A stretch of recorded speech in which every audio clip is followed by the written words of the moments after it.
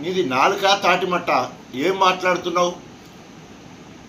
అన్నం తింటున్నావా, గడ్డి తింటున్నావా? 10 సంవత్సరాలు నువ్వు కూడా ఆ నలుగురితో అంతరంగికుడిగా ఉన్నావు కదా.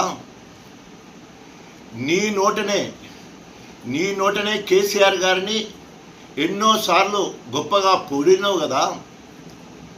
కాళేశ్వరం విషయంలో 3 సంవత్సరాల కాలంలోనే ప్రపంచంలో ఎక్కడ నిర్మించలేని ఒక బహుళార్థ సాధక ప్రాజెక్టును, వరప్రధాని, అదేవిధంగా ఒక అద్భుతమైన ప్రాజెక్ట్ అని, కేసీఆర్ గారి మానస పుత్రికని గొప్పగా పొగిడిన నీ నోట ఈరోజు మరి అవకాశవాద అవినీతి మాట రావడం సిగ్గుచేటు.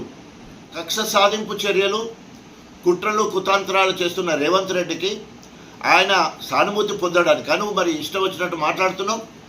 కవితకు నువ్వే స్వయంగా మన గణపురంలో అక్రమంగా కవితను అరెస్ట్ చేశారు, వెంటనే విడుదల చేయాలని చెప్పి మరి ఆనాడు రోడ్డు మీద కూర్చొని ధర్నా చేసినావు కదా. మళ్ళీ మర్చిపోయి ఈరోజు మరి లిక్కర్ దందాలో మరి జైలుకి పోయి వచ్చిందని చెప్పేసి మాట్లాడడం సిగ్గుచేటు. ఇప్పటికైనా ఒళ్ళు దగ్గర పెట్టుకొని మాట్లాడని హెచ్చరిస్తూ ఉన్నాం. ఇప్పటికే అనేక సార్లు అనేక రకాలుగా నిన్ను మరి హెచ్చరించడమే కాకుండా ఈరోజు సచ్చిన పాము లెక్కున్నావు. ఈరోజు గుంటకాడి నక్క లెక్క కేసీఆర్ పక్కనే ఉండి నమ్మించి నమ్మక ద్రోహానికి పరాకాష్ట ఈరోజు నీ ప్రవర్తన. అది చేసిన మోసం తెలంగాణ ప్రజలు మర్చిపోలేదు. ఒక బీఆర్ఎస్ వాళ్ళే కాదు, కాంగ్రెస్ వాళ్ళు కూడా నిన్ను ఇవాళ తూ అంటే తూ అనే పరిస్థితి ఉన్నది. ఇవన్నీ మర్చిపోయి ఈరోజు తగుదునమ్మని చెప్పేసి ఆ నలుగురి జోలికి వస్తే ఖబర్దార్ కడియం శ్రేయర్ గారు, మరి గ్రామాన నీ దిష్టి బొమ్మలు తగలబెడతారు, జాగ్రత్త. ఎక్కడ దళిత ద్రోహివి నువ్వు, దళితుల పాలిటి రాబంధువు నువ్వు. ఆనాడు 10 సంవత్సరాలు టీడీపీలో ఉన్నప్పుడు రాష్ట్రంలో కానీ, అభివక్త వరంగల్ జిల్లాలో కానీ, నియోజకవర్గంలో కానీ ఒక్క దళితుని ఎదుగుదలకు నువ్వు సహకరించలేదు. మొత్తము దళితులకు ద్రోహం చేసిన వాడివి నువ్వు. దళితులకు ఎక్కడ కూడా పార్టీ పదవులు కానీ, నామినేటెడ్ పదవులు కానీ, కాంట్రాక్టులు కానీ ఇచ్చిన సందర్భం లేదు. ఒకవేళ రిజర్వేషన్ పరంగా వస్తే వాళ్ళేమన్నా పదవులు పొందారే తప్ప నీ సహకారంగా ఒక్కరు కూడా బాగుపడలేదు. ఈరోజు దళిత బంధు గురించి మాట్లాడుతున్నావు. సిగ్గు శరమున్న దానికి ఏమన్నా? గణపురం నియోజకవర్గంలో దళితుల పాలిట రాక్షసు లెక్క, రాబంధు లెక్క దళితులను ఊత కోసపెట్టి అక్రమ కేసులు పెట్టించి దళితులను ఎన్కౌంటర్ చేసిన చరిత్ర నీది, హీనమైన చరిత్ర నీది. మాట్లాడడానికి సిగ్గుశరం ఉండొద్దు. 1100 మంది దళిత బంధువులకు సెలెక్ట్ చేస్తే వారికి రాకుండా అడ్డుపడ్డ రాక్షసుడివి నువ్వు. దళితులందరూ కూడా ఎదిరి చూస్తూ ఉన్నారు నీ మీద ఎట్లా కక్ష తీర్చుకోవాలని చెప్పేసి.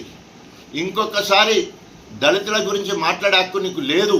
ఎందుకంటే అటు మాలలది, ఇటు మాదిగలది, ఉపకులాల మొత్తం కూడా 30 సంవత్సరముల నుండి నువ్వే అనుభవించినవు. నీ తర్వాత ఇవాళ నీ బిడ్డకు వారసత్వాన్ని అంటగట్టినవు. అంతేగాని దళితులకు ఎక్కడ కూడా ఒక్క పని కూడా చేసిన చరిత్ర నీకు లేదు. గణపురంలో నువ్వు చేసిన అభివృద్ధి శూన్యం.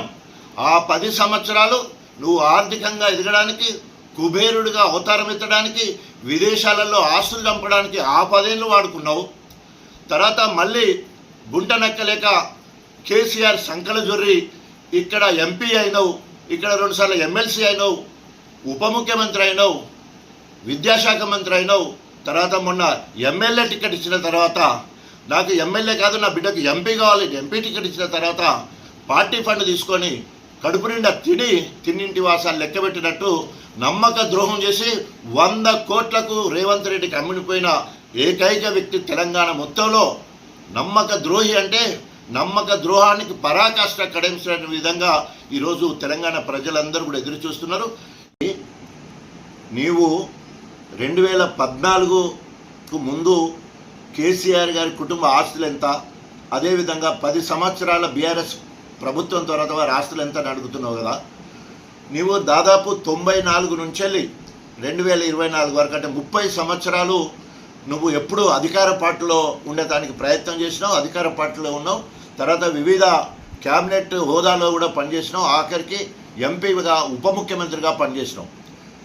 1994 గణపురానికి రాకముందు నీ ఆస్తులు ఎంత, నీకున్న సంపద ఎంత, ఈరోజు అక్రమంగా సంపాదించిన ఆస్తి వివరాలు ఒకసారి చెప్పగలవా?